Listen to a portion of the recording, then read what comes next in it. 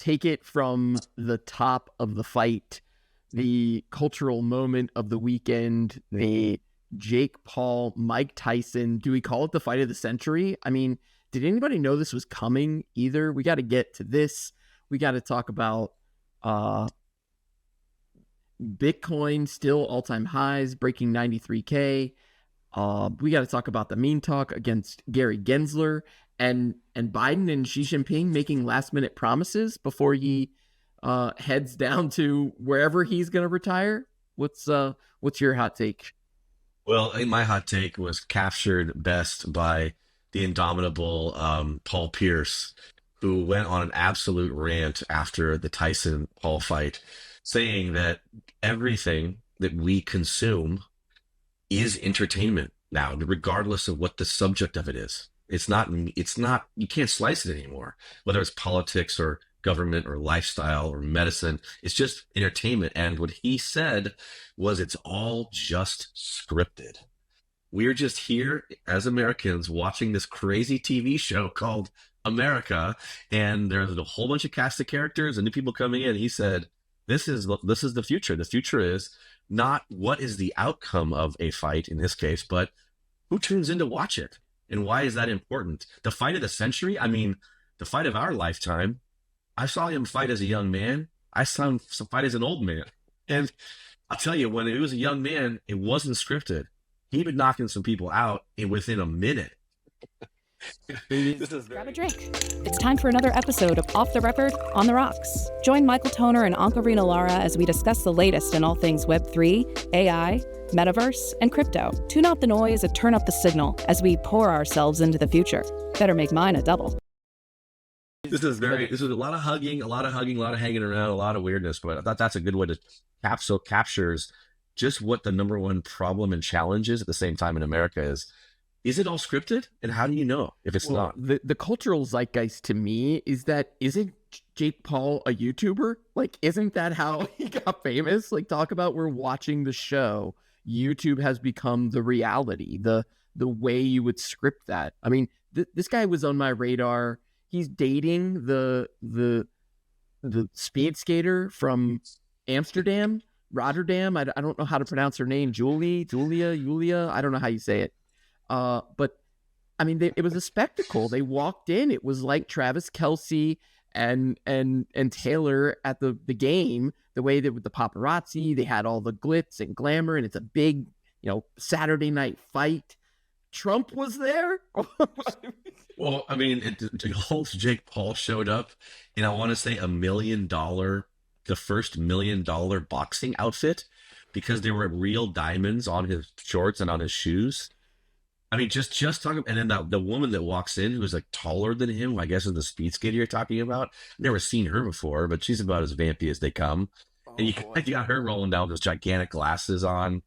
And it was a place to be seen. It was a networking event. It was how influential are you, and can you get a seat in the stadium? And it kind of had that vibe. Beg the question then, how much of this, that we're being fed is a distraction? What else was going on this weekend? What else was happening with these new cast of characters? Or maybe this was kind of the audition, right? Of the cast of characters. How can you make it into the boxing match? Are you culturally relevant enough to have been in the ring, literally, at this passing of the baton, this generational passing of the baton? You said it. You watched him as a young man, and now you watched him as an old man, and you watched him lose.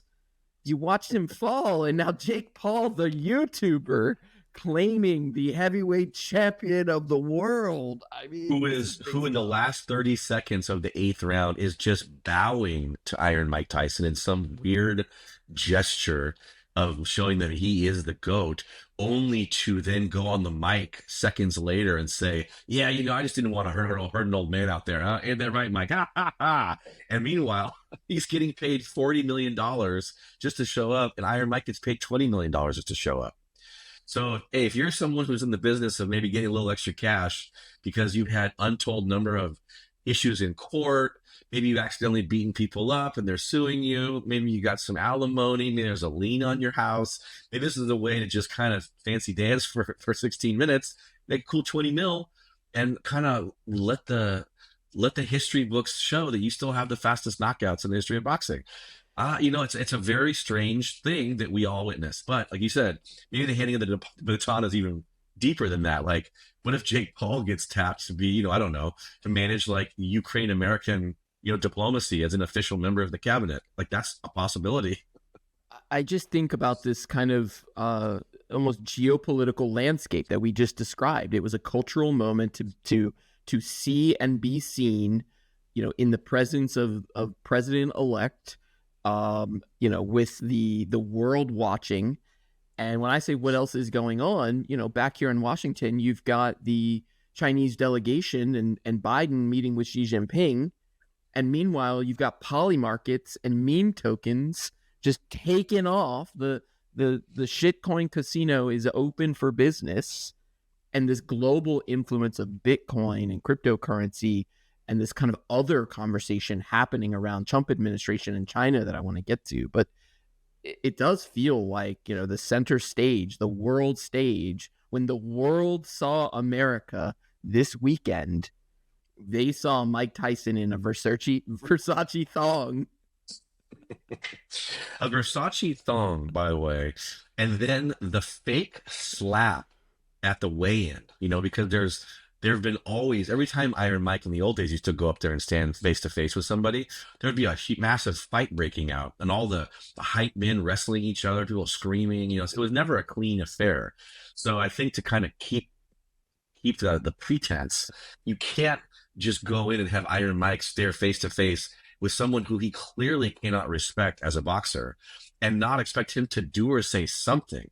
So I thought that the kind of half-hearted slap and Versace G-string was a really nice way to set the stage of eccentric old guy boxer. And yep, he's still a hothead. Yeah. Tune in tomorrow. And we're like, yes, the world says yes. But like you said, what's it covering up? I thought it was surprising that no one's talking about, like, you talked about these Biden moves with Xi Jinping, which I want to hear your take on that. But I was stunned that Biden, the headline I want to say across the web is Biden has called Zelensky and approved the use of long-range missiles. Did you catch that headline? Where I guess there's been a very specific look at tactical specifics during combat. There's certain things the United States doesn't approve of. And you remember just recently, it was actually, ironically, I want to say the Amsterdam or the Holland Air Force who got all those fighter jets and had to get trained. They didn't have an Air Force or enough support. So we finally figured out a way to get some jets over there.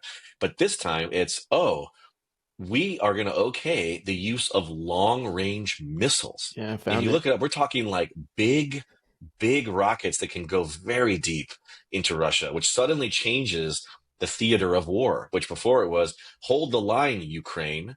Now it's effectively push the line back, Ukraine.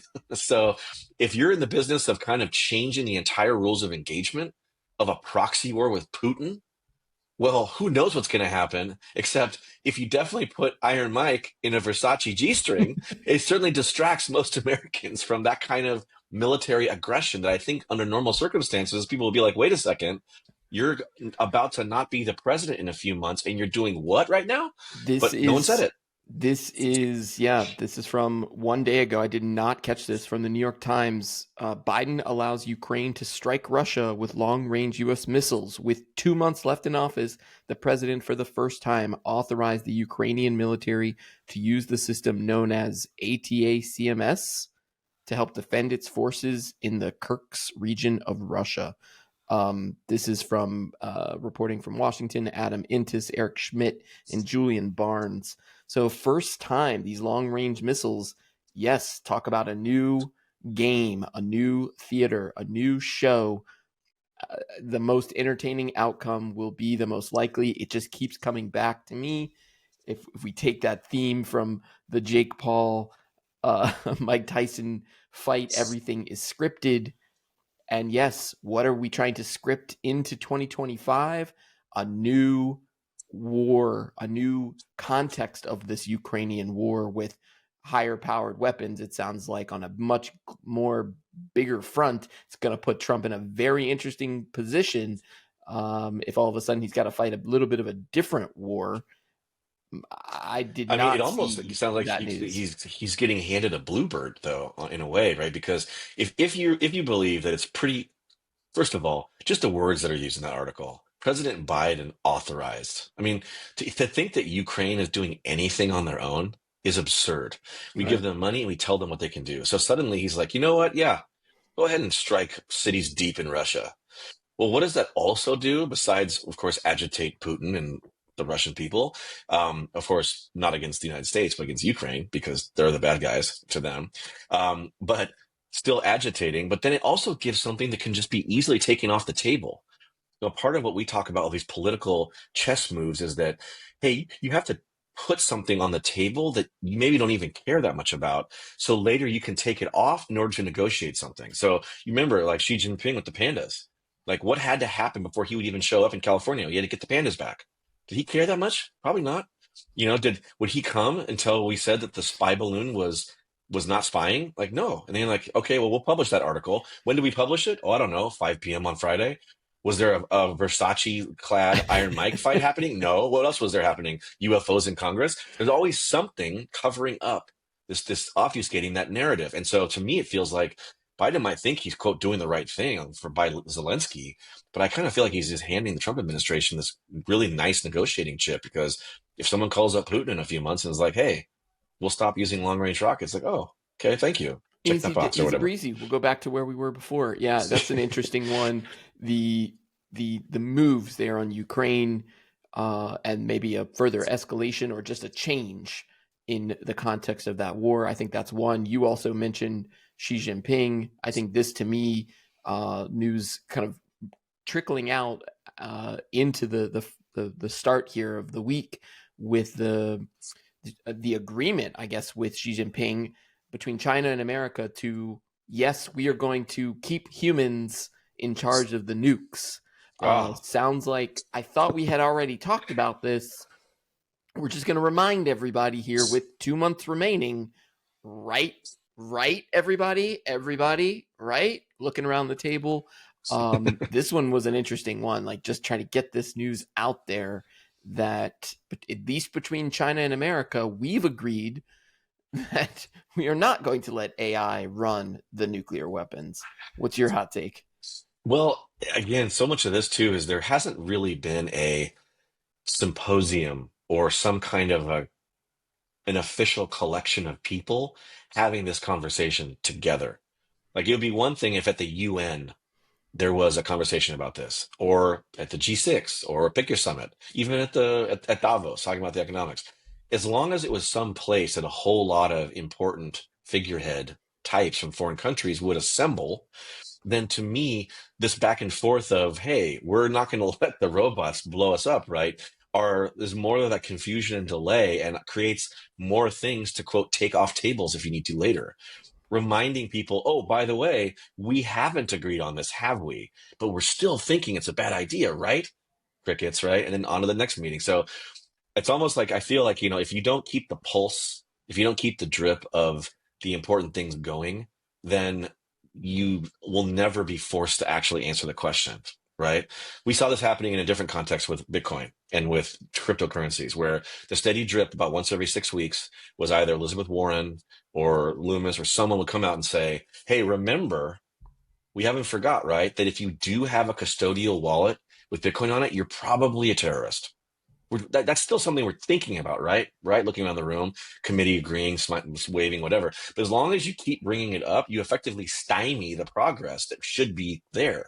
So until the coalition of leaders gets together and says, of course, AI is not going to control these nuclear weapons, then you're never going to move that conversation forward. So similarly, we would never be in a conversation right now of Bitcoin being broadly accepted in China if the United States hadn't just said, we're about to create a Bitcoin Federal Reserve and we're going hard on crypto. And suddenly everyone's like, you're telling me I'm not a human trafficker if I have some Bitcoin? Let's have a conversation. So I feel like, again, these are those jibs and those jabs that happen that are just in the ether. They're not even a real conversation yet until someone sits down. I feel like Xi Jinping is going to sit down with someone next year and they're going to create a coalition of AI.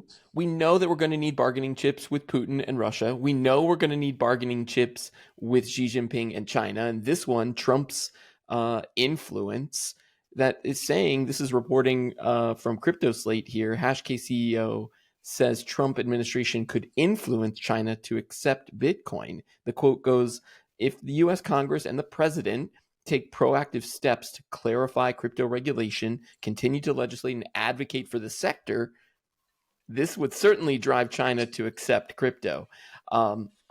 I see that happening. Of now he's got a great bargaining chip. He will get to be this crypto president. They're not all bad actors. They're not all criminals. It's not all, this shadowy ecosystem in crypto and Silk Road and all of these things. No, not anymore.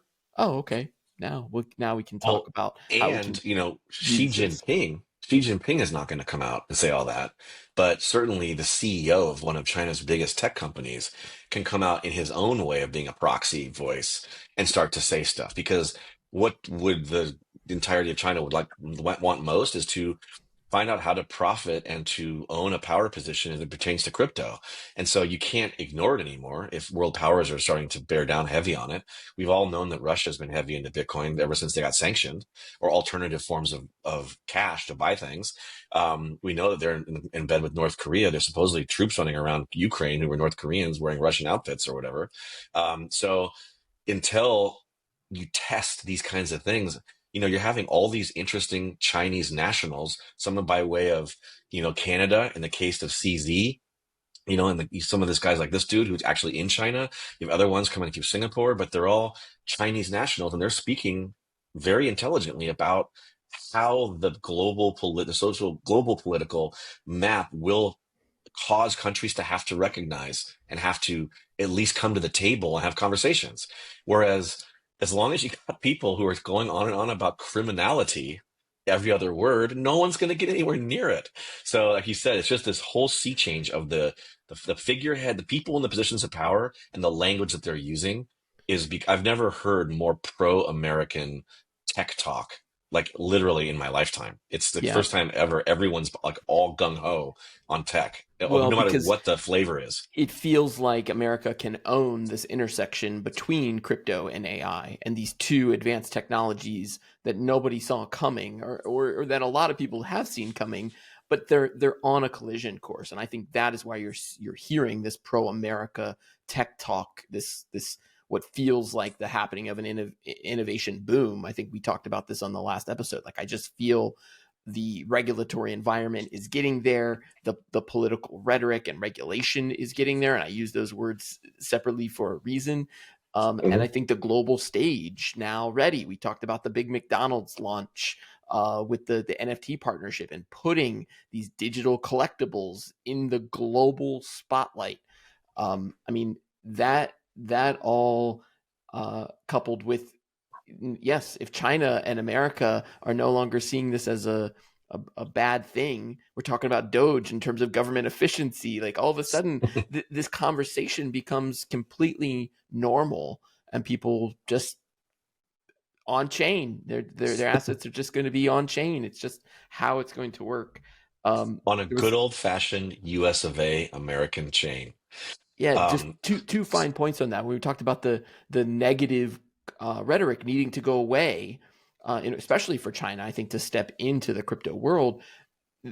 We got to get to Gensler. I mean, our prediction that's been going on now a year, we missed Thanksgiving by a year, but now the memes and the vitriol from crypto Twitter, the Winklevoss guy coming out saying that Gary Gensler is evil. Pure evil. Pure evil, he said. Heavy stuff. Who talks like that to anybody? But that pure feels evil. like, is he the last straw for that negative rhetoric to then go away, and for this ushering in of a new positive view of cryptocurrency? Yeah, I mean, the whole, we knew that Gary Gensler's turkey would be cooked eventually, and it just so happens that Thanksgiving is a convenient time since it's towards the end of the year. We're off by a year, but maybe we should have known a new administration would probably be what the cause is. But what I find really interesting, and perhaps this is, one dash of comeuppance, one dash of, do as I say, not as I do, a couple of dashes of I told you so. But this guy Gary Gensler went after every single person in the crypto community, literally full stop, just everyone, from Paul Pierce to bring back around the Tyson fight commentator who got dinged for a fine by the SEC and Gary Gensler for talking too much about alt tokens on Twitter at the time, to Kim Kardashian who's talking too much about blank, to your Sam Bankman-Frieds and just burning down FTX and chasing him through the Bahamas and getting all the money back for poor Tom Brady and Shaquille O'Neal, to coming hard on Ripple and their CEO and their people and saying, you can't create an alternative payment plan. It goes against the thing and the thing, to trying to shut down Robinhood when Robinhood had to close trading against all those meme stocks like the AMCs or the GameStops, etc. And now all the things that I just said, all those cast of characters that were the ones getting squeezed by old Mr. Gensler are now getting offered the jobs, not only all around these different regulatory bodies, but his actual job as the head of the SEC. That could Wouldn't that be legit something? go to the head of Robinhood's like compliance and legal team, who was the guy who you could argue was kind of playing dirty and doing things that you're not supposed to do, like turn off trading when too many people were making too much money, but you still got fined and you still held that beef with old Gensler. And now he's like, hey man, your seat's looking a little less warm than it used to. Yeah. I think Yeah. you're going to be out of here. So now, the same way that people can't really understand how Robert Kennedy, who had a brain worm and doesn't even know where he lives half the year, is going to be the head of health, like the Ministry of Health. The same way that something so bizarro like that could exist, so could the criminals from Robinhood come in and just literally blow up the regulation arm of the American government and let everyone run roughshod over all original regulation and rules. Again, just this most entertaining outcome will be the most likely. I'm not saying it's right or it's wrong, but when you describe it like that, it sounds absurd. And we have now been so in this world of absurdity that we have to now begin to anticipate that that is the scenario. The guy from Robinhood then taking the seat at the Securities Exchange Commission to give everybody on crypto Twitter exactly what they wanted. And Gensler is out. Gonsler, Solana meme token is ripping. Not financial Oh, advice, but what a meme, Gonsler. what I mean, and speaking of just Solana, so everyone on the call knows, Solana is a blockchain that's become very popular. It trades under the ticker SOL, Sol. You're not buying or selling Sol. It's certainly not your soul, but they got very popular for all of their gaming projects, but then now just meme projects. And as you're saying, ripping, like the price of Bitcoin goes up 2 ticks. All the meme coins that are like the little fishes that swim with the big shark, those just get shot straight up, 1,000 ticks. So, not financial advice, but there's a lot of hot trends. If you're interested in playing a little speculation, a little gambly, if you're feeling like that, there's a lot of different opportunities to make money right now. And it sounds like it's all about to get deregulated. Just Well, and I'll everything. I'll bring it back around to the fight. There may be a few other topics here, but the poly markets, the just the sheer betting happening in the crypto casino on a real world event, right? A real entertainment event. You can now bet on it through these real time applications. I don't. I just see the connection here, the cultural zeitgeist of the moment, where these new markets, I keep saying that, I've been saying that for a while, these new markets get formed. Well, here's a really, really great example of these cultural moments, these cultural memes, these zeitgeists happening, get turned into currency, they get turned into value, they get bought and sold, and money gets made. It is a wild, wild time to be alive. And don't forget about Doge and our boy Elon. And maybe I don't even think we've gotten into the real meme coin circus quite yet. Kind of interesting timing here in November, but maybe just a setup as we head into 2025. I think it's time as we start, looking ahead here, making big 2025 predictions. What is it going to look like, Mm. come the end of January? And all of these things, will they get priced into the market? Will they get priced in early? That's really the question. Yeah, at the end, I think that we're still gonna be able to. We're gonna still have the benefit of experiencing these cultural zeitgeist moments, and more coverage of what's really going on with news stories that we all know aren't real news stories. So something that didn't happen this summer, that usually happens in the summer, is news coverage sites are just taken over by things like sharks attacking people in all different parts of the world.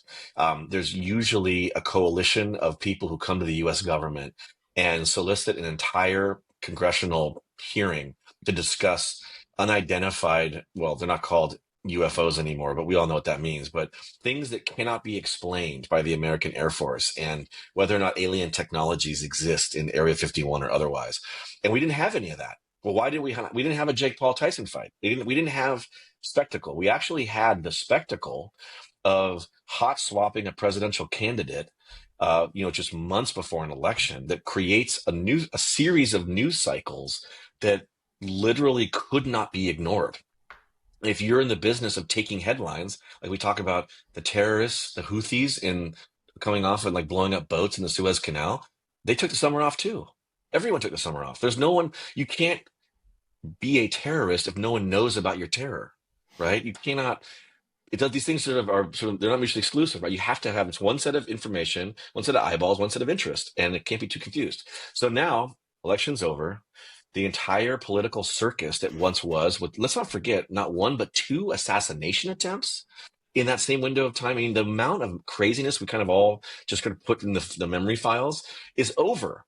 So now, if you're in the business of escalating proxy wars, if you're in the business of like going after and like blowing up whole houses of people in Israel who are hiding combatants, and you want to make sure that no one raises their eyebrows or says, wait a second, that sounds particularly violent or kind of reckless since this like underneath a children's hospital or whatever. But no. Now the sharks are attacking again. Literally, a guy in Hawaii just had half his leg bit off, and that was a front page thing. And now the UFOs are back. And we already had Tyson in the Versace G-string. So there's going to be a series between now, I think, and like even through till MLK Jr.'s birthday, where we're going to have a whole lot of, look at the shiny thing right here. But really, we're like mopping up some real messy geopolitical decisions from the last 10 years. And that's going to be something that if you're not paying attention, you're going to miss those signals and the noise big time. I really like the way you brought all that back together. I think that's right. There's going to be this kind of quiet period's not the right way to put it, but these distractionary tactics that will be, things are going to get thrown out there. I think we'll go into the holidays. Hopefully folks take some time off, and most of the political scene will be happening in Mar-a-Lago. Nice calm air of Florida. 30-foot Christmas tree in the lobby of some gaudy hotel. We're laughing, but I do think that's likely the reality. I think there will be a lot more players that we get introduced to. I think there will be some drama that comes out of that. One prediction that I think I made already, I'll make it again, is that there can only be one main character. So if we're talking about everything is scripted, if we're talking about the narrative being fed to us and people stealing that narrative, right now between President-elect Trump and Elon Musk, I feel like there are two leading characters who cannot both have that leading role. That's what I'll take into the next episode. We will do it again, sir, next week. Thanks, Michael. I look forward to talking to you soon. Grab a drink. It's time for another episode of Off the Record on the Rocks. Join Michael Toner and Ankarina Lara as we discuss the latest in all things Web3, AI, metaverse, and crypto. Tune out the noise and turn up the signal as we pour ourselves into the future. Better make mine a double.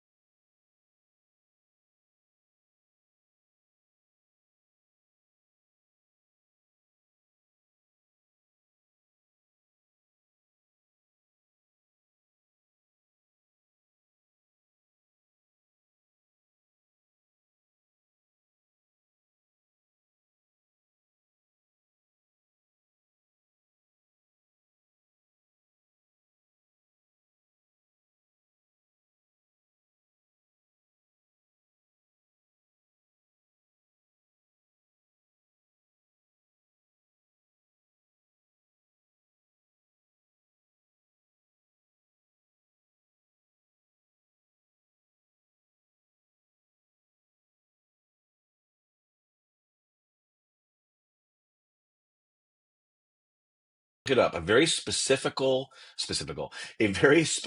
approach to the tactical behavior on the battlefield, right? There's certain rules of engagement that the United States condones. And the United States, because we're funding the war, I guess, get to set the rules for how Ukraine gets to use our weapons or whatever. So you remember it took forever for someone to, okay, getting some old fighter jets sent over there. And then they had some guys, I think, ironically, in Amsterdam in the Holland Air Force training on that. And then they're like, oh, but we really need are these really big missiles that can be shot from Ukraine and go really far into Russia. But up until now, the American Hawks weren't really cool with the idea of firing really, really large missiles into Russia until the Paul Tyson fight. Literally. Oh no, disappeared on me.